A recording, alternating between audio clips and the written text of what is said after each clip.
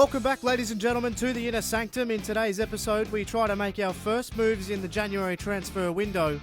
We make inquiries, make offers, and try and wheel and deal in the transfer market. So let's get straight into it.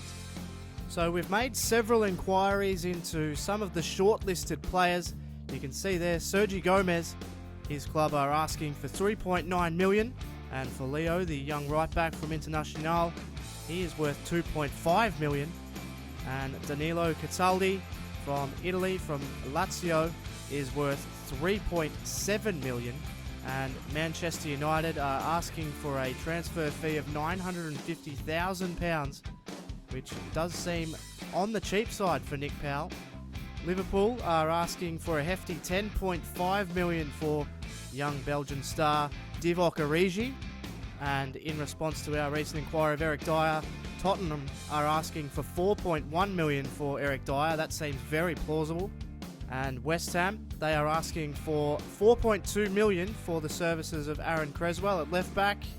And for young starlet Dennis Prayet from Anderlecht, his fee is at a hefty £12.5 million. And AC Milan have responded to our inquiry, and they say that Mbai Niang is worth £4.2 million. So all of the players that have been mentioned are all in range if we can wheel and deal, potentially maybe some player swaps, some older players for some of these younger players.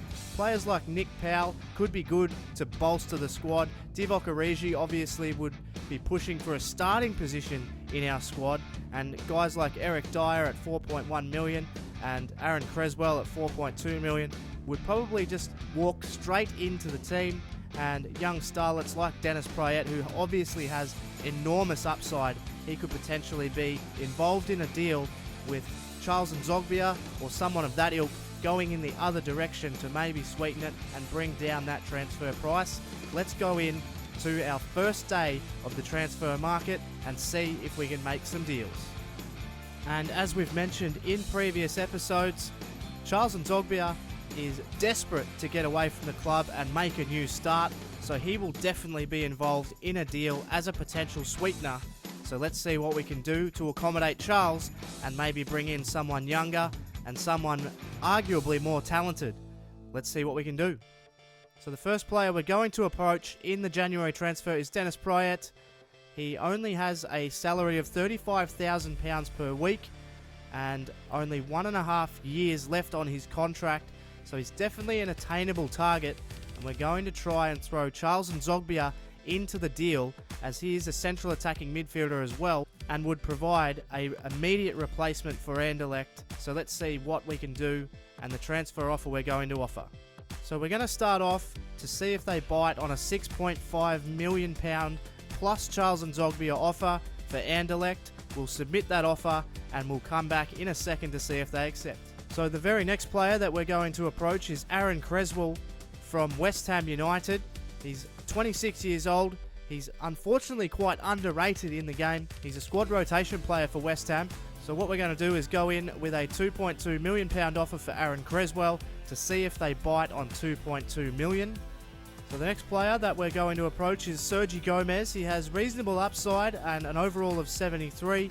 At only 23 years old, he still has room to grow. His club are asking 3.3 million, but we'll be offering 1.3. So that's going to do it for the Inner Sanctum this week. Stay tuned between the games for more transfer dealings. In this episode, we kick off our FA Cup campaign against Bradford and travel to the Stadium of Light to take on Sunderland. So don't forget, if you're enjoying this episode as well, make sure you drop a like and subscribe if you're new. But for now, it's off to Bradford to kick off the FA Cup. Welcome, ladies and gentlemen, it's round 3 of the FA Cup. Bradford City host Aston Villa from Valley Parade. Well, Villa are riding high in the Premier League and already find themselves in the semi-finals of the Capital One Cup. Bradford are no strangers to Villa in cup football. It was only a couple of years ago that they eliminated Villa from the Capital One Cup. They've come in with a good lineup, as always. Davies and James up front. Marshall, Little, Knott and Anderson make up the midfield. And Jones is in goal for Bradford City. And for Aston Villa, they've got a couple of changes from the team that defeated West Ham in their last outing. Kyle Lorin starts up front, but the main notable changes are Janoi Donacey and Carlos Sanchez making appearances as well. There you see Stephen Davies. He got 2 goals in his previous outing, so he'll be one for Villa to watch. They're at home today, Bradford, so they'll feel confident, but Aston Villa have been a really formidable lineup this season. They've exceeded all expectations already, so anything from this point is probably a bonus, but we're away here at Valley Parade. It's turned over here though, so he's going to have to get there. Oh, it's not a bad effort. And Bradford, they do provide an attacking threat, there is no doubt about that. He was covered well. He's still got the shot off though. It's with Scott Sinclair. So Sinclair's ball is dangerous. Can he get a head on it? And it's come off a Bradford player for a corner. Here's Westwood. Can he get that dangerous early crossing? It's Kyle Lorin. And it's straight to Jones, and Lorin was offside anyway. Who immediately put at his feet, and he may have turned this over here, Jack Butland. And they're coming in now with Davies. He gets a shot away, and Jack Butland just regains his positioning. Very dangerous play, and that's an uncharacteristic mistake from Jack Butland. And they couldn't get it off, couldn't get that shot off quite quick enough. Butland able to save. So Bradford with a dangerous corner just before half-time here. And that's one down. Lorin got the touch. It was enough to play it into the path of Sinclair. Sinclair gets his cross towards the back post, and that's another poor cross from Villa. So they need to show that Premier League standard. As we have a look at the next game of the episode, it's a trip to the Stadium of Light to take on Sunderland. Little lob ball was very good to Sinclair, so there might be some time. Sinclair's ball's dangerous, Lorin. It had to be cleared by Jones. It's hit Westwood. Westwood shot from deep. I think it may have skimmed the net. And that was an entertaining way to finish the half. Ashley Westwood from range. And Aston Villa did finish that half stronger than they started it. But at half-time, it's 0-0. Amavi. Oh, what a touch from Anderson. He's going to have to draw one of the centre-backs in. Oh, Akore. He hit him really hard. He's going to wave it away, the referee, and just give him a warning. He must have got some of the ball. Well, I don't know about that. I think that he's very lucky to get away without a card. Really taking it to the Premier League side. And now it's with Anderson. They've got numbers. They've got overlap here. It's Little. He's gone all the way through. Little! And Bradford City have taken the lead over Aston Villa. You have to say, it was always coming. Bradford have been playing out of their skin here. And their cup dream has really come to fruition here. It's a neat finish. Nothing Butland can do about it. And Villa are somewhat blushing. It's 1-0. Got it here to Townsend. Townsend, that early cross to the back post was really dangerous and so close for Villa. And Gary Little has put Bradford ahead. They don't come much easier than that. They slice the Aston Villa defence apart. Anderson, brilliant to keep it at his feet. And now here's Clark. And the shot from Clark is just sprayed wide. They're going to turn it over here. It's with Jordan Ayew. And now Grealish. He goes at goal. Grealish! Oh, what an excellent effort. And Aston Villa are going to look to put Bradford under some real pressure. That was directly on target. And what a save from Jones. And eliminating Aston Villa. The last time they played, they eliminated Aston Villa out of a cup competition as well. But here's Townsend. They're not going to go down without a fight. It's a dangerous ball. It's off the bar. And now it's going to fall in. It's gone in off Scott Sinclair. So much going on. But it ends up in the back of the net in the 90th minute. And Bradford City have had their hearts broken. They've defended so well all day. And Ayew, I don't know if he meant to get that to Sinclair, but it finds its way to his boot. And it's the simplest of tap-ins. And Aston Villa just may have forced a replay. Side, Townsend tried to get the ball forward. Westwood, they're defending with everything. They'd rather keep the replay, but Andros Townsend nearly went all the way through. It's found, oh, they're diving everywhere. It's pandemonium at Valley Parade, and it finishes 1-1 in the FA Cup. A classic FA Cup finish. Aston Villa forced the replay in the 90th minute. And Bradford City will be buoyed by that, but they now have a tough away trip at Villa Park. But they're not going to back down. Bradford City defend well all day and concede one really late. You can see the disappointment on their faces. But at full time, it's Aston Villa 1, Bradford City 1. So let's move on to some more transfer dealings. And then the next game against Sunderland. So our first offer for Aaron Creswell has been rejected. We offered 2.2 million. They are set on wanting 4.2 million. So we're going to try and sweeten the deal by adding Joe Bennett as an immediate replacement for West Ham, and we'll leave the amount at 2.2 million, and we'll see if they bite on that.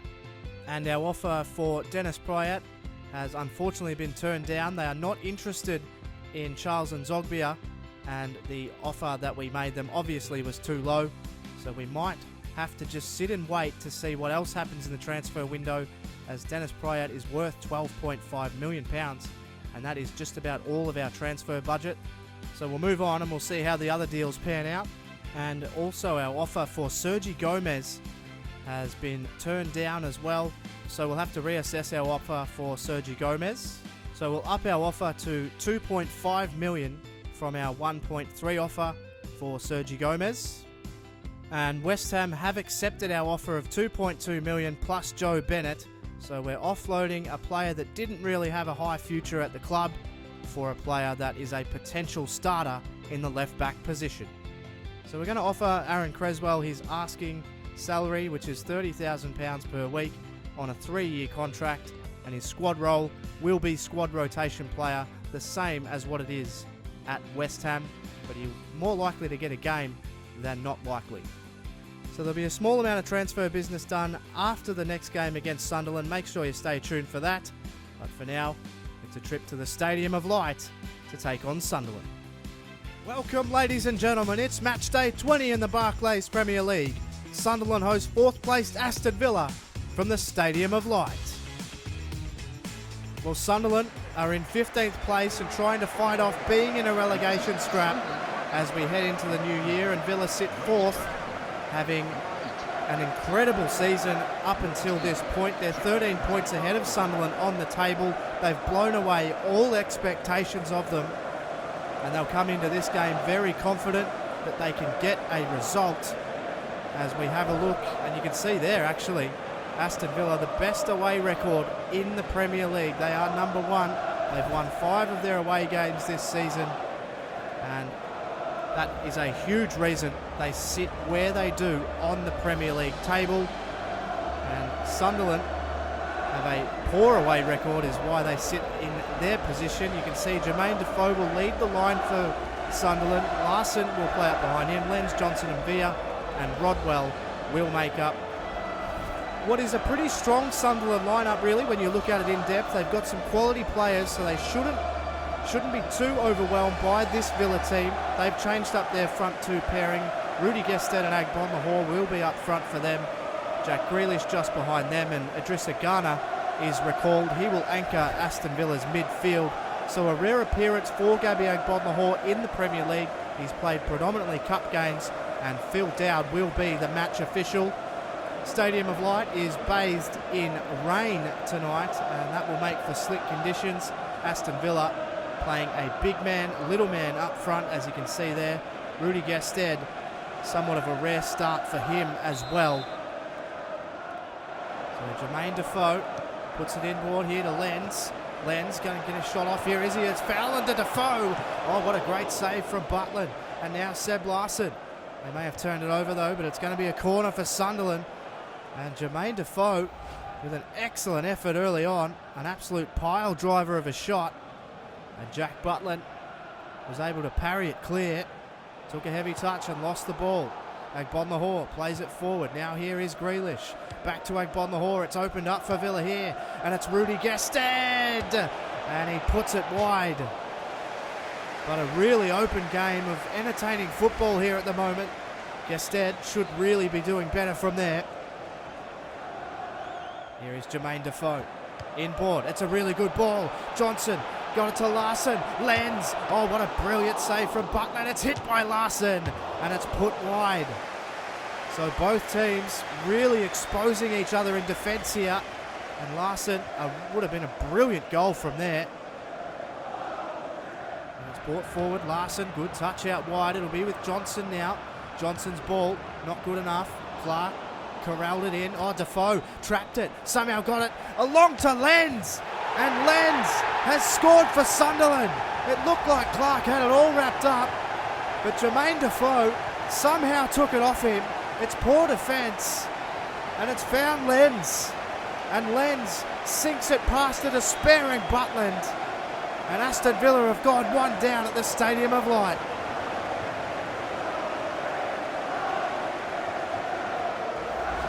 Now Lenz to Van Aanholt. Oh, brilliant footwork from Van Aanholt. Here's Mvia, they can bring it on the inside. Lenz with a back pass, and here is Seb Larson. It's really poor defending from Aston Villa, and they've gone 2-0 down at the Stadium of Light. Have a look at the byplay here. A beautiful back heel. Richards got to it first, but he was stripped by Seb Larson, and he buries it away, top left-hand corner. And Jack Butland has had no chance to save either goal. And Sunderland are putting Villa to the sword.